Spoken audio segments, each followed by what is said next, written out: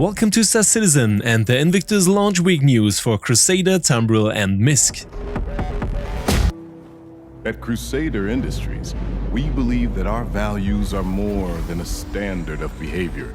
Today, Crusader, Tumbril as well as MISC are entering the exhibition halls, with Crusader of course being the absolute highlight. We don't defend them through sheer size or firepower alone. And as usual, in the next few minutes we'll take a look at all the ships and vehicles, all the concept holograms and the latest deals from the PledeStore. Beliefs. We make sure the real heroes make it to where they're needed most. And also, as every day, you will receive the latest version of the PledeStore guide as a free PDF. We know that lifting up others benefits us all.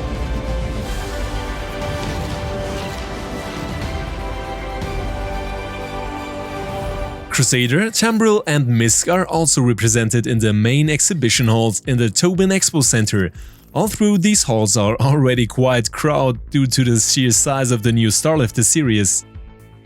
And after the launch of the Starlifter series, as well as the release of the Tumbril Nova Tank, there were some interesting warband upgrades. I can only recommend the free PledeStore PDF guide. Because not only new ships but also many interesting warband upgrades make an upgrade chain with which you can save money for real currency very interesting. Details about upgrades, terms like warband and co, the shop system and more can be found in a dedicated Pledge Shop guide here in the channel. And not only the new releases were a highlight, but also our guest today, Fexi, was not only a visual highlight. Thank you for your visit! Besides the complete Starlifter series, the Tumbril Nova Tank, all current Cyclone variations, the Mercury Star Runner as well as the Freelancer MIS, Razor EX and the Reliant Tana can be found in the halls.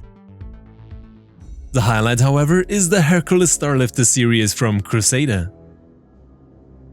The Starlifter series is available in 3 versions, whereby the A2 version, the heavy ground bomber, is not yet airworthy and is still in the concept phase. However, we were already able to admire it from the outside. The C2 version is the civilian variant, which with 696 SCU cargo capacity represents the maximum transportable cargo in the game to date. The cargo hold is identical to the M2 variant in terms of its dimensions and the possibilities of accommodating a vehicle through this again has a military transport focus, can transport few cargo units with 522 SCU but has an additional remote gun and an additional crewman. Furthermore, the M2 variant has improved armor, basically military components as standard equipment, 50 jump seats for troop transport, and fewer comfort features than the civilian C2 version. The Starlifter series is characterized by its very good flight characteristics in the atmosphere and the VTOL engines installed in the wings, which enable a vertical takeoff and landing. The A2 variant offers the special feature that it is specialized for use against ground targets, and with the MOABs, the mother of all bombs, currently represents a maximum danger for ground targets. This focus is underlined by the 3 guns mounted on the body, which can also act downwards. For this, the transport capacity of heavy equipment, such as the Nova Tank, is reduced to a minimum of 1 tank. The interior of the A2 variant, on the other hand, has not yet been revealed, although the bomb base will presumably be found in the side rear area. The interior will differ significantly from the C2 and M2 variants in some respects due to the bomb-dropping mechanisms. In addition to Crusader, 2 Mercury Star Runners, which are used as blockade runners, smugglers' ships and data runners, were exhibited. The Star Runner is distinguished by its high top speed and good cargo capacity, as well as the fact that it is very well suited for transporting medium-sized vehicles. However, the combat capabilities are limited due to the limit level 3 weapons. Due to the lack of game mechanics, such as data running and smuggling, the Star Runner is simply ahead of its time. Details on the Cyclone variant can be found in the recently published guide to the MT version. The second highlight was the Tumbril Nova Tank, the first heavy ground combat vehicle. The Nova Tank has a size 5 main ballistic cannon which can be operated by either the driver or a dedicated gunner. The co-pilot has access to the secondary armament, which consists of twin laser repeaters and missiles, giving the tank a maximum crew of 3, although it can also be operated by a solo pilot. The interior already offers accessible components of size 0, the vehicle category, as well as weapon compartments and 3 stations.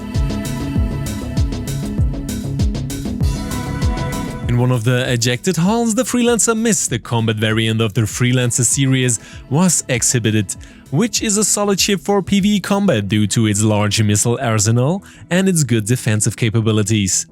With the Razor EX, we have a stealth-trimmed infiltration vehicle that remains as undetected as possible. Thanks to Fexi for the help on this. The Reliant Tana already did very well in the light fighter test and is still one of our recommendations for beginners. Although the advantages are still there in the mid-game section. The Tana is characterized by a very high firepower, multi-crew capabilities, all the necessary amenities, as well as extraordinary visual appearance. We are offered a coherent overall package, which is also interesting for smuggling due to the cargo capacity of 1 SCU. I can only recommend that even advanced players borrow the Tana and try it out. With the Starfarer Gemini, we find here the heavy military variant of the Starfarer, which in addition to an extended armament, still has the main function of fuel production and fuel supply. At the latest, after our first jump into the Pyro system, this fuel supply is one of the core elements of every naval activity. The repair and fuel system was also recently the subject of our Gentleman News, where we have already given a closer look at the fuel and refueling system. And a small warning on our own behalf: do not jump from the gallery into the cargo hold.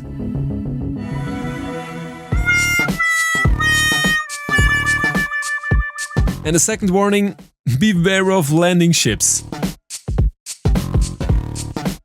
With the Tumbril Ranger TR, we have one of the 2 concept vehicles on the fair, whereby this is an armored motorbike that strongly reminds us of the Dark Knight.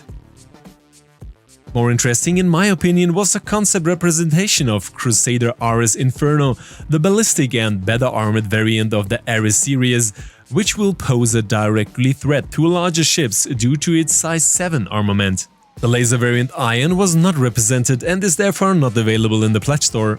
And already as a concept, the Ares series is probably extremely lethal. Anything but deadly is our stream overview for the coming days of the Invictus Launch week. On the 26th, Toto and Bernie will welcome you first, with the Algoy exploring Invictus with you in the evening. On the 27th, we have a full house with Juna, Mikey Mouse and as well a US guest, the Space True. Here it will be a bilingual stream again.